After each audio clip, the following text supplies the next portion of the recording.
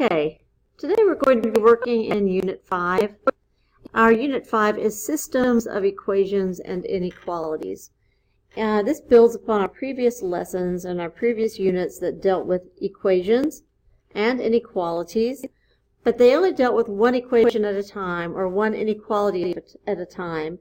And this unit is dealing with systems of equations and inequalities. That simply means more than one.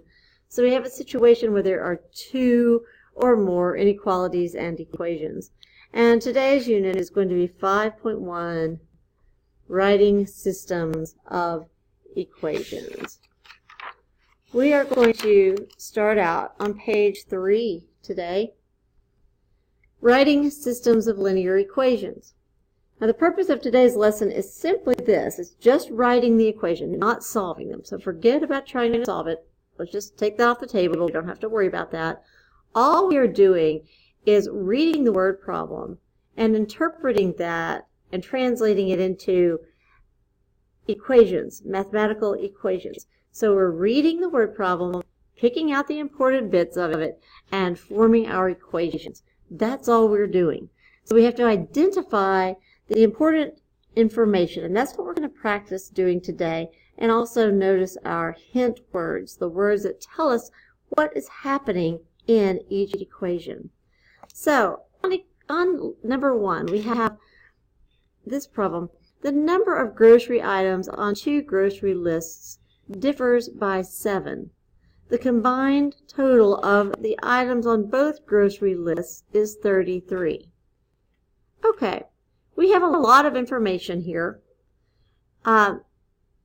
It looks like, oh my gosh, how will I ever figure this out? But we're going to break it down into 2 equations. The first thing I'm going to do is look at my sentences, and it says, the number of grocery items on 2 grocery lists differs by 7.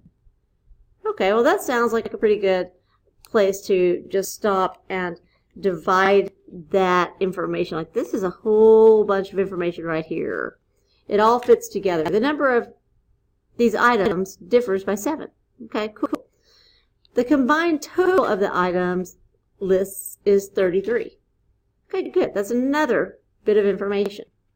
So what I'm going to do is define my variables. So the first thing I have to do is say, okay, I have list 1, and I'm going to call that A. And I have list 2, and I'm going to call that B. Okay, so I have now defined my variables, okay? Defined them. These 2 items are representing these 2 lists, 2 grocery lists. 2 grocery lists.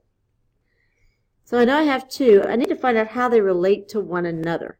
And I've got another really cool hint right here, and that is differs by 7. Now differs is one of those hint words or clues. It really means difference, okay? The difference between the 2 lists is 7. So I'm going to take my list A, and subtract my list B, because I'm finding the difference between them. The difference between the 2 is 7. So A minus B equals 7, okay? A minus B equals 7. That tells me, wow, there are 2 lists, and if I take one away from the other, I get 7. Awesome. That's terrific. The other thing that they're telling me on the next section is the combined total of the items on the list is 33. Combined. Combined is another hint word. That means that I'm going to be using adding, because when we combine 2 things, we're adding them together. So the combined items is 33. So I have more information. The combined items is 33. Okay? Now, if I want to write that, I'm going to write it as A plus B equals 33. So let's look back at my original word problem and pick out these words. Let's look at them again. The number of grocery items on 2 grocery lists differs. So differs was a key word, and it meant subtraction, to find the difference between them. Then I had the hint word combined. Combined. That meant adding. How do I know where my equals signs are? Well, this is differs by 7. So the difference is 7. So by is equals. And here the combined total. Oh, total. Look at there. Total. There's another hint word. Total of the items is 33. So is equals. Okay. So I know that the first equation is going to have subtraction, minus, a minus sign, a subtraction sign, and equals. A minus B equals 7. And the second equation is going to have an addition symbol. A plus B equals 33. The total, it told me the total, is 33. Equals 33. Underneath here it says rewrite each equation in another form. We learned earlier that we could write equations in many forms. We have standard form, we have slope-intercept form, and all we have to do is start moving things around, and it will be the same equation. It will just look different. So here I have A minus B equals 7. And can I write that differently? Yes, I can. I can. In fact, I don't want this B here anymore, so I'm going to add the opposite. They cancels each other out. A equals, and if I add A equals here, if I added B here, I have to add B here. So A equals 7 plus B. Okay? So yes, I can do that. I can definitely do that. So I want to, it's for solving for A. I could also solve for B if I wanted to. It would be a negative B, so that's why I chose to solve for A in this, so that I could not have to deal with a negative variable. On equation 2, can I write, oops, let me go back and write this here. A equals 7 plus B. There we go, 7 plus B. Now, A plus B equals 33. Can I write that in another form? I sure can. Let's say I want to solve for A again, so I could say A equals, and I'm going to take this B away. I'm going to take the B away here, because whatever I do on the left of the equal sign, I have to do on the right. So A equals 33 minus B. A equals 33 minus B. So that's the exact same equation as A plus B equals 33. I have just changed it the way it looks. It is exactly the same equation. I have just changed it the way that it looks. That's all I've done, is just move those variables around so it looks different. So let's look at number 2. Number 2 is a word problem about a rectangular field. That's probably like a, I don't know, a tennis court, or maybe just a field where you plant things, I don't know. A rectangular field is 12 feet longer than it is wide, and its perimeter is 76 feet. We have 2 bits of information. The first one is the rectangular field is 12 feet longer than it is wide. So I'm going to draw that dividing line there. And its perimeter is 76 feet. So let's look for these clue words again. This one, rectangular field, is 12 feet longer than it is wide. And its perimeter is 76 feet. Is 76 feet, okay? So first of all, let's go ahead and draw a little rectangle here. It's going to be our field. And perimeter. Look at that perimeter. Perimeter is the distance around the shape. So I have to add each of the sides. Okay, so if it were a triangle, I would add all 3 sides. If it were a square, I'd add all 4 sides. This is a rectangle. I'm going to add all 4 sides. We're going to call this width and this length. Okay, so I have to add them all up. And to add them all up, I simply say width plus length plus width plus length equals 76, or is 76. So here's that is, and there's that equal sign right there. Is 76. This is kind of a long equation like this, so I can simplify it because I can combine like terms. So I can put the two W's together, and I can put the two L's together, the two widths together, and the two lengths together. So that becomes 2W plus 2L equals 76. So that's a great equation for this field. It's one way to show the perimeter of this field. Now, we still have another part over here. This is a rectangular field, is 12 feet longer than it is wide. Okay, the first thing that some students want to do is put, oh, the perimeter is 12 feet long. No. We have broken it down here, and we're going to say that the length is longer than it is wide. Okay? So that means the length equals 12 plus W. So here's my width. But this distance right here is 12 longer than this. The length is 12 feet longer than the width. So that's where I got this. I took the 12 feet and I added it to the width, right here, and that equals the length. Okay, so those are my two equations that I'm going to write for this problem. That way I know how the length and width are related to one another, and I also know how all the sides are related to one another regarding the perimeter. Okay? Now, again, I can write these in other forms. If I have length equals 12 plus W, I can also change it. L equals 12 plus W. I'm just rewriting it. And I'm going to take the 12 away from here. And if I do it over here, I have to do it over here. So that becomes length minus 12 equals W, because those two cross each other out. So here's my alternate way of writing this equation. I wrote this as an addition, length equals 12 plus W. But here I've said length minus 12 equals W. It's the same exact equation. It means the same thing. It's just another way to write it. I always tell my students it's just renaming it, naming it something different.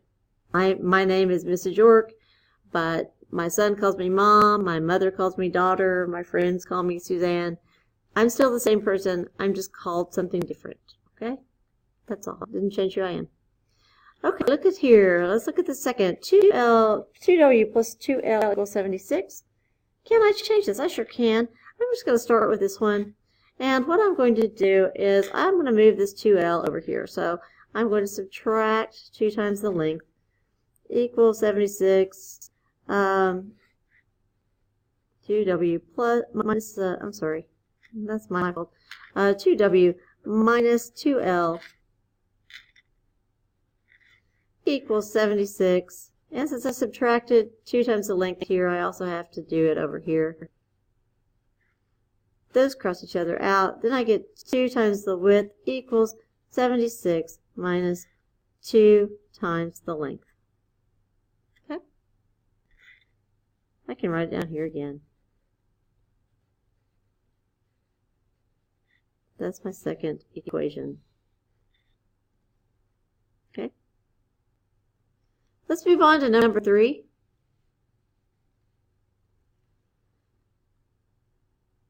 Number 3, the school that Alberto goes to is selling tickets to the annual dance competition. On the first day of ticket sales, the school sold 2 student tickets and 9 adult tickets for a total of $138. The school took in $160 on the second day by selling 8 student tickets and 8 adult tickets. Okay, the first thing I want to do is figure out what my variable can be. Well, I can say that S equals student tickets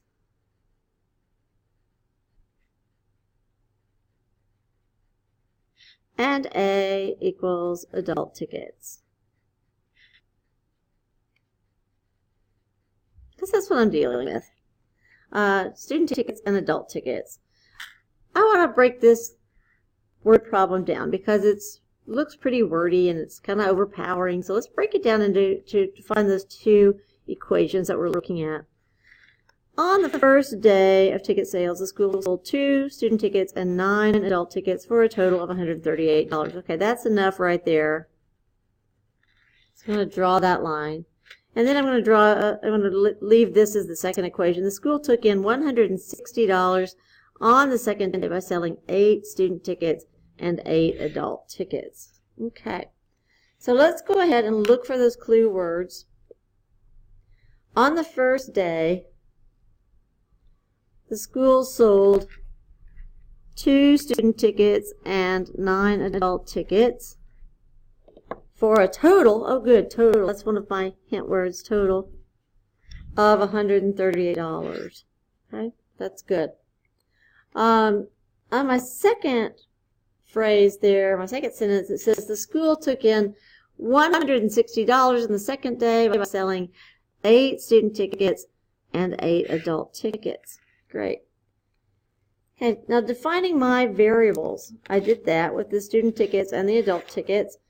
Equation 1, I'm just going to write under here day 1 and day 2 to keep that straight in my head because I'm dealing with 2 separate days. The first day this happened and the second day this happened. That way it helps me keep the equation straight. On the first day, the students sold 2 student tickets and 9 adult tickets for a total of 138. So total is 138. Total, remember total is an equal sign, equal sign. Okay, so we sold 2 student tickets, 2S, plus 9 adult tickets is $138. Good. Okay, that's day 1. Day 2, the school took in $160. Now, they didn't say it was a total, but it did say they did this by doing this. So this right here, took in, this is sort of telling me it's the total. So I'm going to go ahead and put equals 160, and I'm still using the same variables. And they told me they made $160 by selling 8 student and 8 adult tickets. So there are my 2 equations for that situation. Let's go ahead and go to page 4.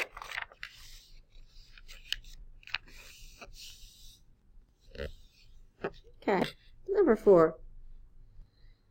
Again, we're just going to read through this and determine the important parts of the word problem and also determine our hint words or our clue words for this. The drama club is selling tickets to its play. That's good to know. Okay, it's good to know what we're dealing with. It hasn't told us a whole lot yet. It's just told us what's happening there. The cost of an adult ticket is $4.50, and the cost of a student ticket is $2.50. So this is pretty important stuff. It tells us the cost of the adult ticket and the cost of a student ticket. Okay, so we know those. We know we're probably going to be using that. We also know that the theater can hold 250 people. That's what they say next. And they want to make $1,005. Okay, so we have 2 things we've got to kind of figure out here. We need to figure out, first of all, how many tickets we will be selling in order to make $1,005. Well, we know that we need to define our variables. So we have S for student ticket,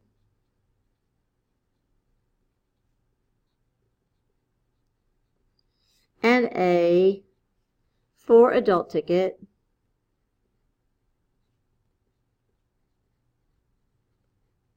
okay?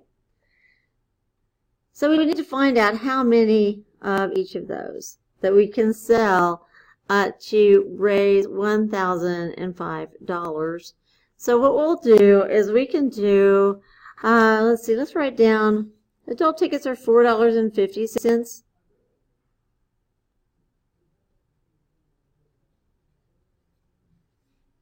And student tickets are $2.50. And we're going to add those together to equal $1,005. So we've got adult tickets and student tickets. So we've got the number of tickets times 450, number of adult tickets times 450, plus the number of student tickets plus 250 to raise a total of 1,005. Now it didn't say they want to make is 1,005, or a total of, but it just says they want to make this much. So we can just read through it and say, oh, okay, that's what we're shooting for. We're shooting for the 1,005. But we also need another equation, and that is we know that the theater can hold a total of $250. I'm sorry, a total of 250 people. 250 people, not $250. So we have 250 seats in the theater, and we need to know how many adult tickets and how many student tickets can be sold or will be sold to come up with 250. So we've got student tickets plus adult tickets equals 250. So those are our two equations. We've got how many tickets we're going to sell to raise $1,005, and then the combination of student and adult tickets that will add up to the total number of seats in the theater, which is 250 seats in the theater.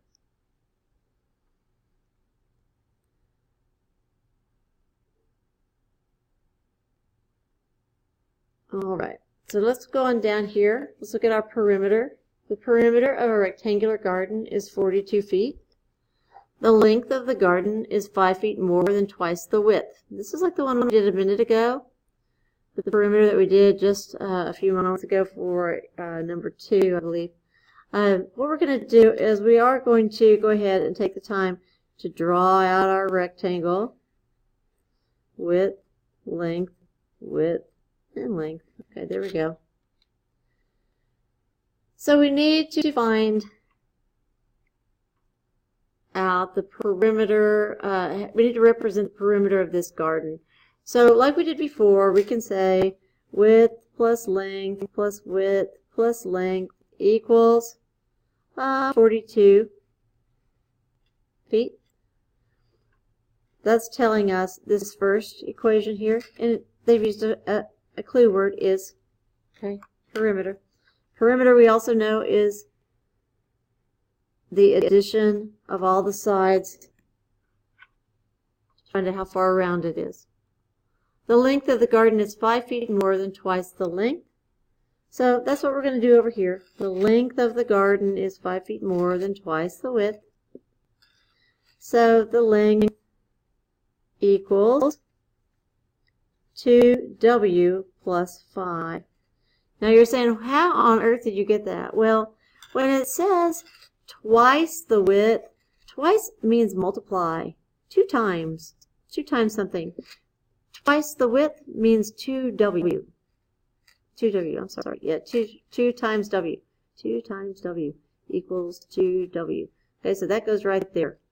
But it's 5 feet more than that, so I had to add the 5 here. So the length is 2W plus 5. And again, it says write each equation another way. I can write this one as 2W plus 2L equals 42. And this one, if I have length equals twice the width plus 5, then what I can do right here is, let's say I want to get the variables on both sides. So I could take 2W off of this side and off of this side, because whatever I do on one side I have to do on the other. And that gives me with L minus 2W equals 5. Okay. So now I can figure the length of a side, and I can also figure out the length of the width. So the length of the length of the rectangle and the width of the rectangle.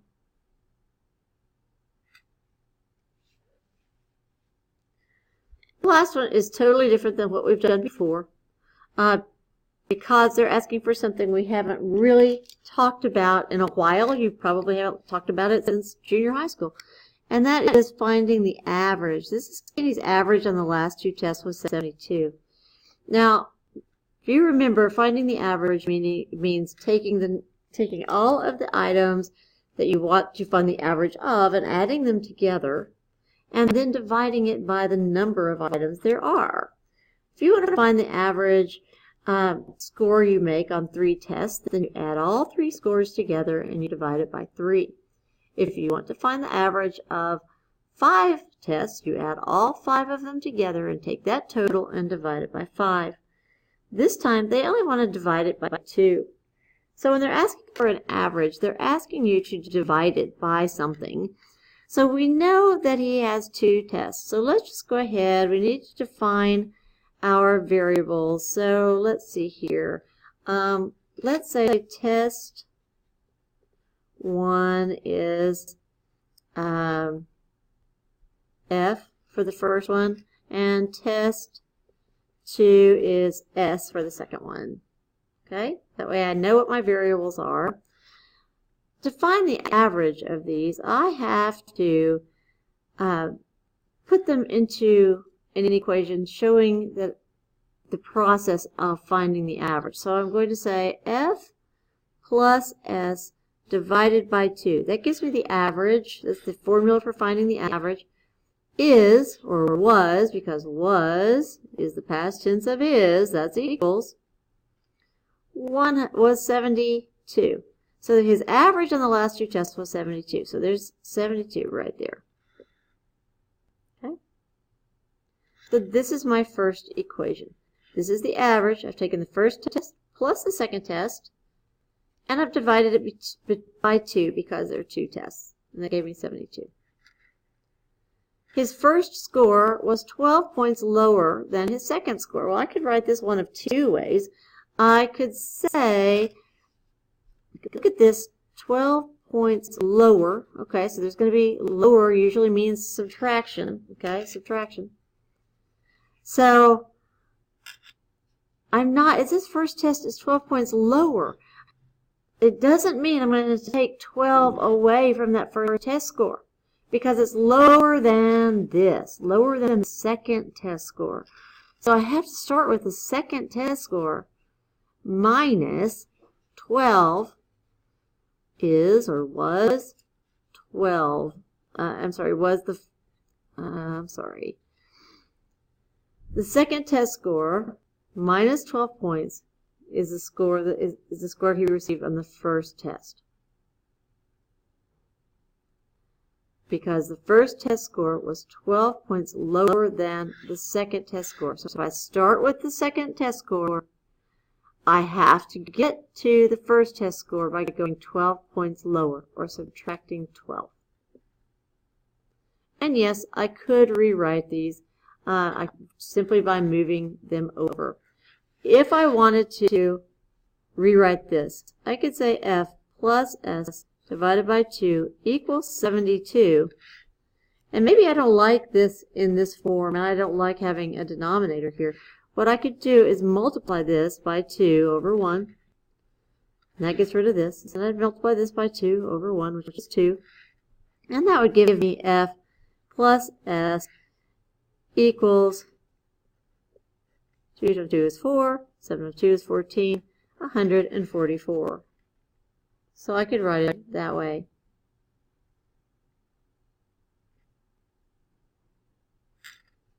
Now, I could also rewrite this problem. S minus 12 equals F. Let's say that I want to have the 12 by itself. I can add 12 here.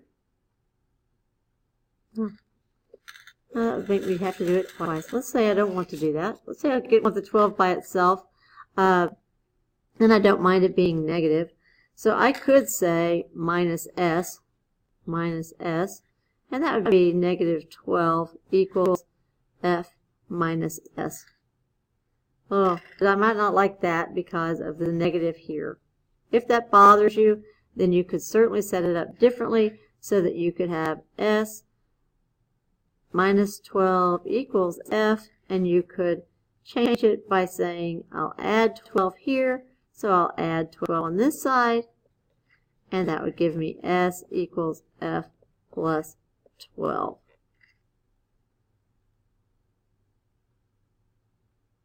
All right, those are all of the notes for Unit 5.1, Writing Systems of Linear Equations, and be sure and finish up your practice related to that unit.